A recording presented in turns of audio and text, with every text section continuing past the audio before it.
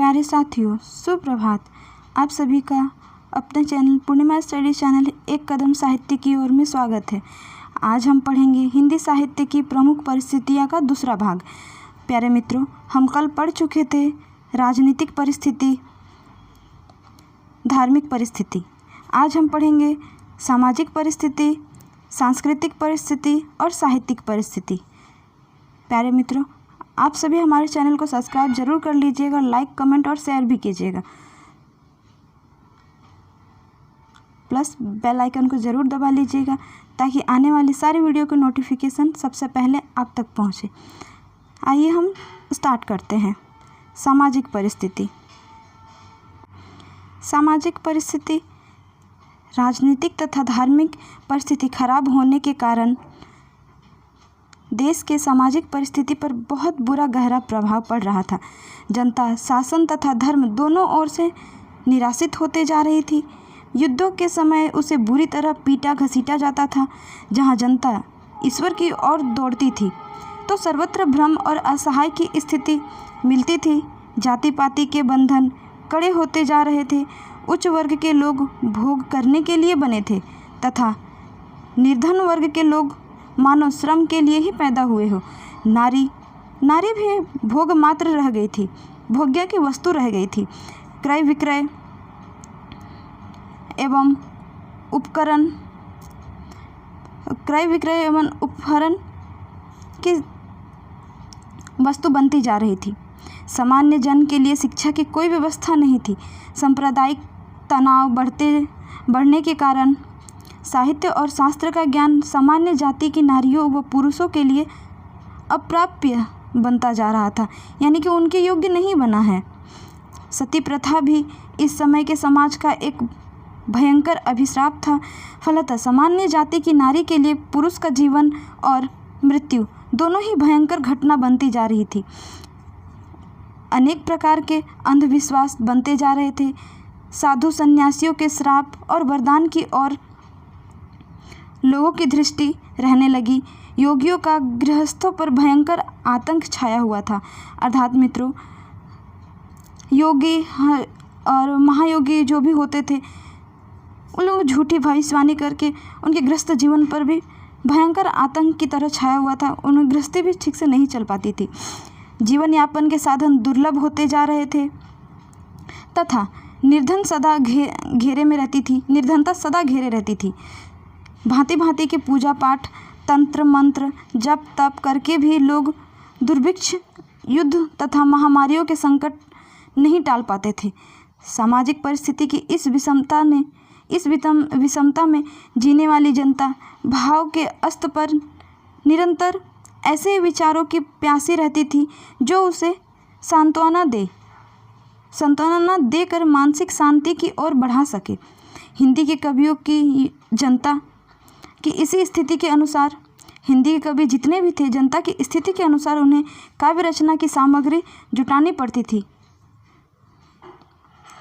आगे हम देखेंगे सांस्कृतिक परिस्थिति। सांस्कृतिक परिस्थिति में हिंदी साहित्य का आदिकाल उस समय आरंभ हुआ जब भारतीय संस्कृति उत्कर्ष के चरम शिखर पर आरूढ़ हो चुकी थी और जब उसने भक्ति काल को अपना दायित्व सौंपा। उस समय भारत में मुस्लिम संस्कृति के स्वर्ण शिखर स्थापित होने लगे थे।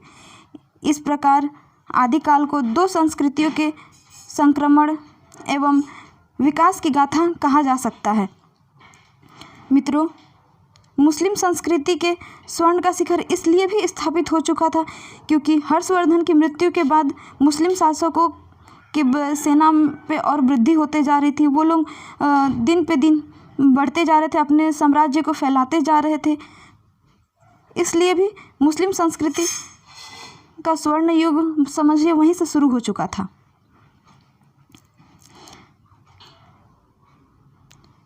भारत में मुस्लिम संस्कृति के परिवेश के समय जहाँ के विभिन्न जातियों, मतों, आचारों, विचारों आदि दीर्घ काल से चली आ रही थी, समन्वय की एक व्यापक प्रक्रिया अपूर्णता को पहुंच रही थी।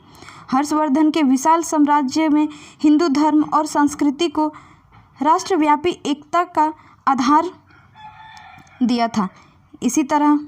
इसी आधार पर छोटे मोटे भेदभाव अस्त हो गए थे तथा स्वाधीनता एवं देशभक्ति के भाव दृढ़ होने लगे थे। संगीत, चित्र, मूर्ति, स्थापत्य आदि कलाओं में जातीय गौरव की भावना अभिव्यक्त हो रही थी। स्थापत्य के क्षेत्र में विशेषतः मंदिरों का निर्माण धार्मिक सद्भाव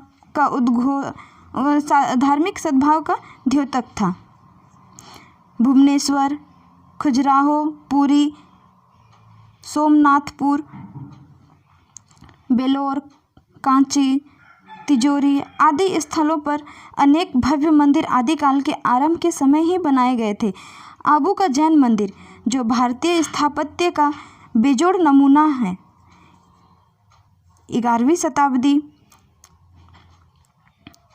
के महत्वपूर्ण देन है। संपूर्ण भारत में इसी काल में मंदिर तथा मस्जिदों का निर्माण हुआ था। इस समय विभिन्न तरह के वाद्य यंत्र जैसे कि सारंगी, तबला, ओलगोजा आदि निर्माण हुआ था। अर्थात आदिकाल में सांस्कृतिक रीति रिवाज की दृष्टि से महत्वपूर्ण युग के रूप में माना जा सकता है। आगे है साहित्यिक परिस्थिति। साहित्यिक परिस्थिति इस काल में साहित्य रचना की 3 धाराएं बह रही थी। प्रथम का उदाहरण सांस्कृतिक साहित्य की थी, जो एक परंपरा के साथ विकसित होती जा रही थी।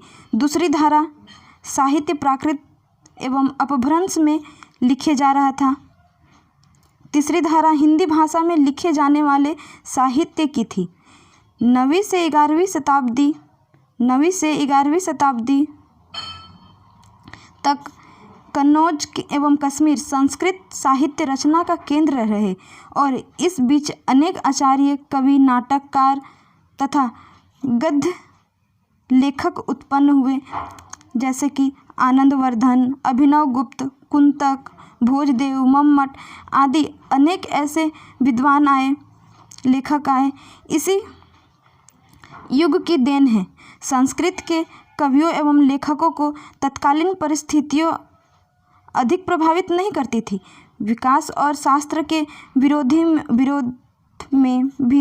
में भी अपनी रचनात्मक प्रतिभा का उपयोग कर रहे थे। प्राकृतिक तथा अपभ्रंश के कवि एक लेखक धर्म प्रचार में लगे हुए थे।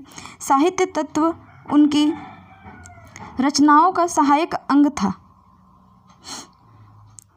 केवल हिंदी इस काल की ऐसी भाषा थी जिसमें तत्कालीन परिस्थितियों की प्रतिक्रिया प्रत्यक्ष और अप्रत्यक्ष रूप में मुखर हो रही थी।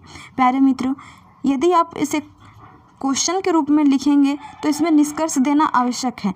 आप निष्कर्ष में ऐसे भी लिख सकते हैं कि निष्कर्ष रूप से हम कह सकते हैं कि आदिकाल में राजनीतिक, धार्मिक की दृष्टि से लोगों को असंतुष्टि नहीं मिलती थी या अधिक संतुष्टि नहीं मिलती थी। फिर भी उस समय समाज में समस्या को दूर करने के लिए तत्कालीन कवियों ने अपने रचनाओं के माध्यम से वीरता को छोड़कर धर्म की ओर अग्रसर होने के लिए शिक्षा दिया। अर्थात आदिकाल में लोगों को युद्ध से असंतुष्ट होकर धीरे धीरे भक्ति की ओर अग्रसर हुआ। इसलिए आदिकाल को भक्ति काल से संबंध होने के अधिकारी कहा जाता है। ये आप निष्कर्ष रूप में छोटी सी दे सकते हैं, तभी आपके प्रश्न के पूरे अंक आपको मिलेंगे। प्यारे मित्रों, आप हमारे चैनल को लाइक, शेयर और कमेंट और सब्सक्राइब जरूर कर लीजिएगा। धन्यवाद।